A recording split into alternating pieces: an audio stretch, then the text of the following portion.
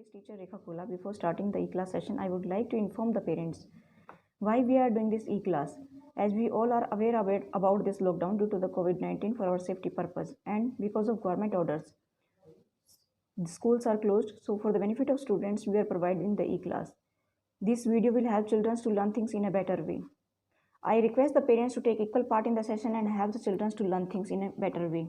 Today we will discuss about An Alien Hand, class 7th, first chapter, The Teeny Teacher. In this lesson, we will discuss about the aunt. Ant कैसे रहती हैं, कैसे घरों में रहती हैं, कैसे अपने बच्चों का पालन पोषण करती हैं और किस तरह से वो लोग अपना अपना कार्य बांट करके करती हैं और मनुष्य उनसे क्या सीख लेते हैं, इसके बारे में हम डिस्कस करेंगे. Though so very small, the ant is unbelievably intelligent and hardworking. Among the various kinds, the commonest ant is black or red. Ant live in a comfortable home called ant hill. Though यद्यपि so very small, ये बहुत छोटी होती है. The ant is unbelievably intelligent, यानी कि believable का मतलब होता है कि विश्वसनीय और unbelievable का मतलब होता है अविश्वसनीय, यानी कि अविश्वसनीय बुद्धिमत्ता है उनके अंदर और ये हार्ड वर्किंग है, यानी कि बहुत ही कठिन परिश्रम करती हैं. Among the various kinds, the commonest ant is black or red, यानी कि कई प्रकार की होती हैं जिनमें कॉमन जो होती हैं चींटियाँ वो काले और लाल रंग की होती हैं. Ants live in comfortable homes called ant hills, यानी कि जो चींटियाँ होती है वो कंफर्टेबल होम में रहती हैं. आंट हिल जिसको बोलते हैं, उनका जो होम होता है उसको आंट हिल बोलते हैं. Name the smallest insect you have seen and the wisest is it the fly. No it isn't. Is it the mosquito? Not the mosquito. Then it must be the worm. Name the smallest insects you have seen, यानी कि आपने छोटे से छोटे जो कीट हैं उनका आप कोई नाम बता सकते हैं जिसको आप जानते हैं. एंड द वाइजेस्ट जो बुद्धिमान है. Is it the fly? क्या ये मक्खी है? नो, नहीं. इट इजंट, नहीं ये नहीं है. Is it the mosquito? क्या ये मॉस्किटो मच्छर है? नो, नॉट द मॉस्किटो, ये मच्छर नहीं है. Then it must be the worm. क्या ये कीड़ा है? नो वन ऑफ दीज, नहीं ये नहीं है. It is the ant, the commonest, the smallest and the wisest insect, यानी कि ये आंट है, चींटी है जो साधारण सी है, छोटी है, बट द वाइजेस्ट इंसेक्ट यानी कि बहुत ही बुद्धिमान कीट है. The story of an ant's life sound almost untrue.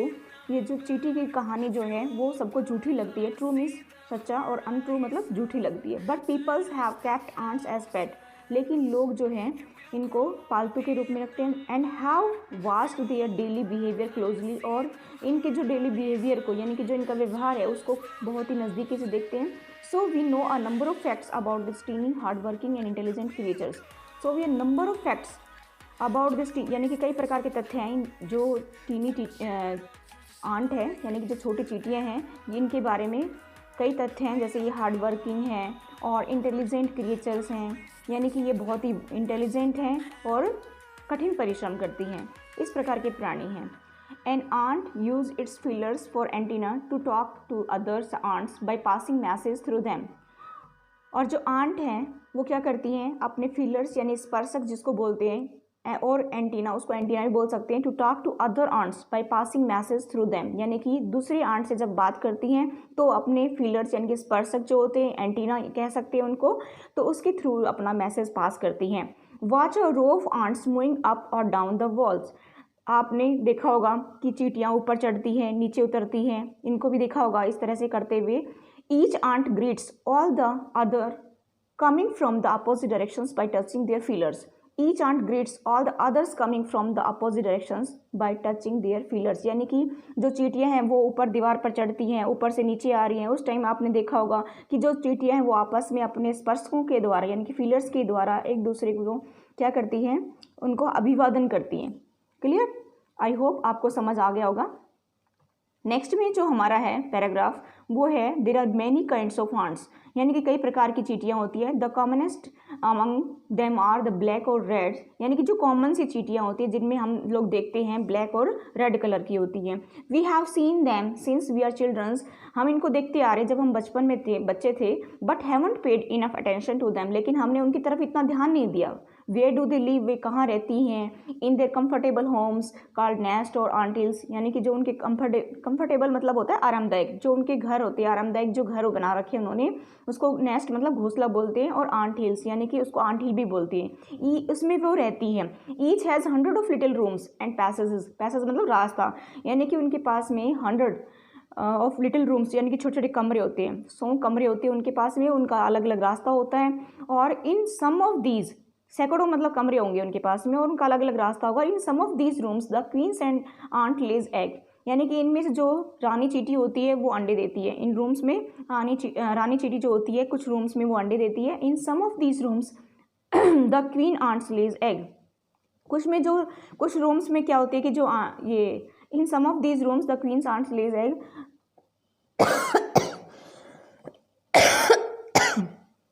others are nurseries for the young ones called grubs।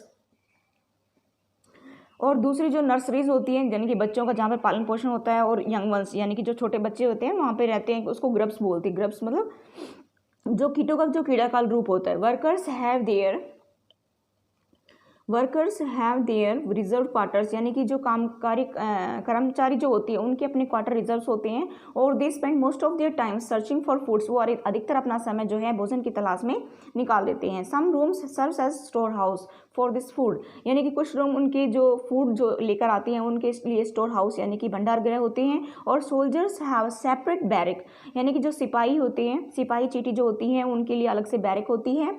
और no workers has ever try to live in a soldiers house, और कोई भी कामकाजी जो चीटी होती है वो सोल्जर्स हाउस में यानी कि सैनिक घर में नहीं रहती है। No soldiers has ever gone out searching for foods, और जो सोल्जर्स होते हैं सिपाही होते हैं वो बाहर फूड के लिए, फूड को सर्च करने के लिए नहीं जाते। सर्च करना मतलब खोजना यानी कि लेकर आना, उन अरेंज करना। नो वर्कर्स और सोल्जर्स और cleaners has ever harm a grub, कोई भी कार्यकारी चीटी और जो सोल्जर्स हैं या फिर क्लीनर्स यानी कि सफाई कर्मचारी हैं, कोई भी ग्रब को यानी कि जो कीटों का कीड़ा काल रूप होता है जो छोटे होते हैं उनको कोई भी हानि नहीं पहुंचाता है। So you see an ant's life is very peaceful, इसलिए आप देखते हैं कि क्या जो आंट्स की जो चीटियों की जो लाइफ होती है बहुत ही पीसफुल होती है। Each does it's shares of works intelligently and bravely, ये अपना काम जो है बहुत ही बहादुरी से और जो बुद्धिमत्ता से अपना जो है शेयर करती हैं, वर्क मतलब आपस में मिल बांट कर काम करती हैं। And never fights with other members of the group, और कभी भी ये लड़ाई नहीं करती हैं आपस में। ग्रुप में कभी भी ये जो ग्रुप के मेंबर्स होते हैं उनके साथ कभी भी लड़ाई नहीं करती हैं, कभी भी झगड़ा नहीं करती हैं। The queens is the mother of the entire population of the colony, जो क्वीन रानी यानी कि जो क्वीन होती है ना जो इनकी चीटियों की, जो वो क्या करती है कि वो entire population of the colony यानी कि जो उस कॉलोनी में रहने वाले जो पॉपुलेशन है यानी कि बाकी की जो चीटियाँ हैं वो उनकी मदर होती है। It lives for about 15 years, यानी कि ये कम से कम 15 साल तक रहती हैं। इसकी लाइफ काल जो है वो 15 साल तक है। It has a pair of wings, इसके पास एक जोड़ी जो है विंग्स है, पंख हैं। But bytes them of after it's wedding flight, यानी कि लेकिन ये क्या करती है कि जब जैसे इसकी जो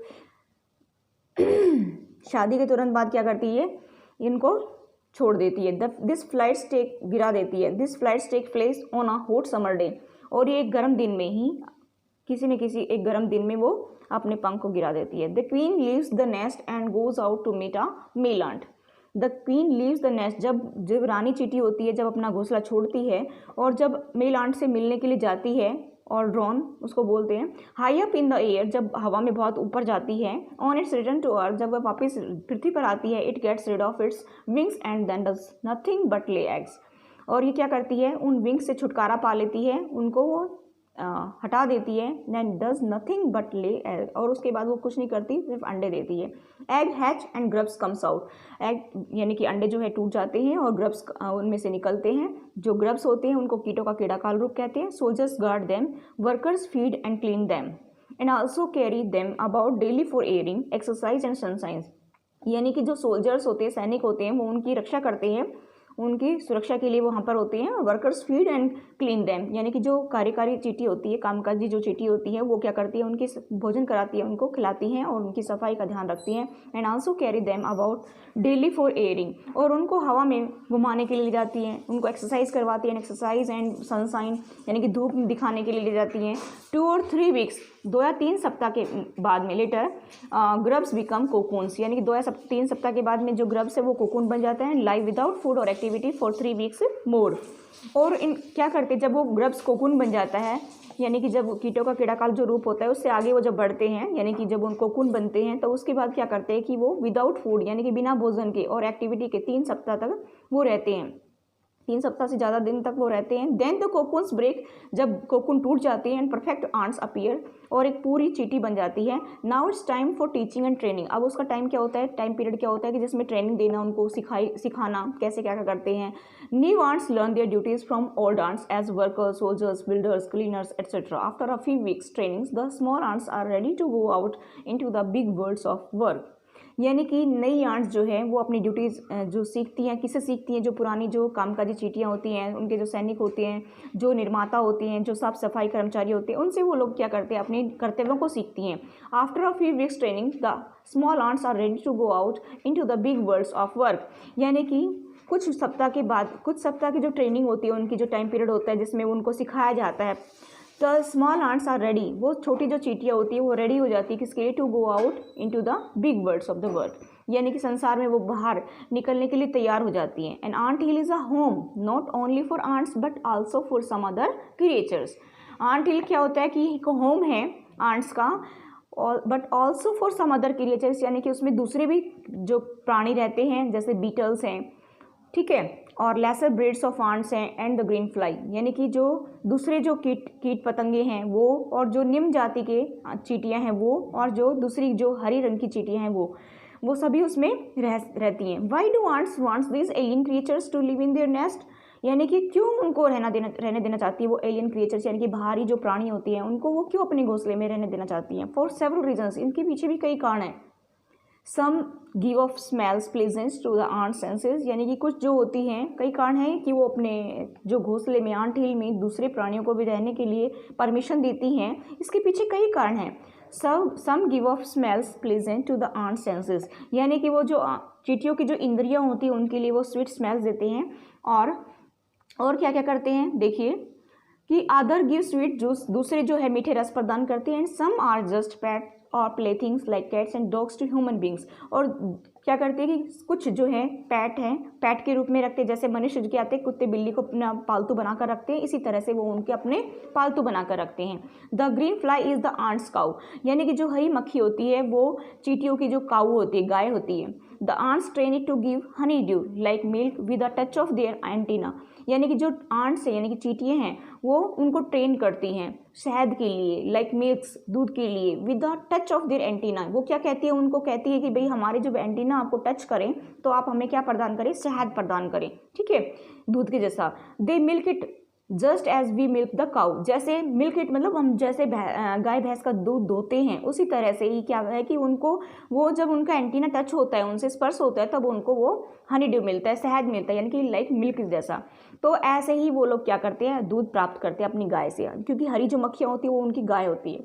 have humans learn as much as ants have, क्या मनुष्य ने इतना ज्ञान प्राप्त कर लिया है जितना चींटियों के पास में है। परहैप्स दे हैव, शायद उन्होंने प्राप्त कर लिया, but they haven't put their learning to good use, लेकिन वो अपना सही तरीके से उसका उपयोग नहीं करते। They may still learn a few things from this tiny teacher, they may still learn a few things from this tiny teacher, कि उनको अभी और कुछ सीखने की ज़रूरत है इन छोटे छोटे जो चींटी हैं, जो हमारे चींटी रूप में जो अध्यापक हैं उनसे क्या क्या सीखना है। हार्ड वर्क सीखना है, sense of duties and discipline, यानी कि कठिन परिश्रम करना, अपने कर्तव्य का पालन करना, डिसिप्लिन में रहना, अनुशासन में रहना, क्लीनलीनेस यानी कि साफ सफाई का ध्यान रखना, care for the young ones यानी कि बच्चों की देखभाल कैसे की जाती है, एंड अबव ऑल और सारी की सारी चीज़ें, and a firm loyalty to the land where they live, और बड़े अच्छे से वफादारी के साथ वहाँ पर रहना जहाँ पर वो रहते हैं, पृथ्वी पर अच्छे से रहना। That's all for today, thank you, have a nice day, okay, please like share and subscribe my channel.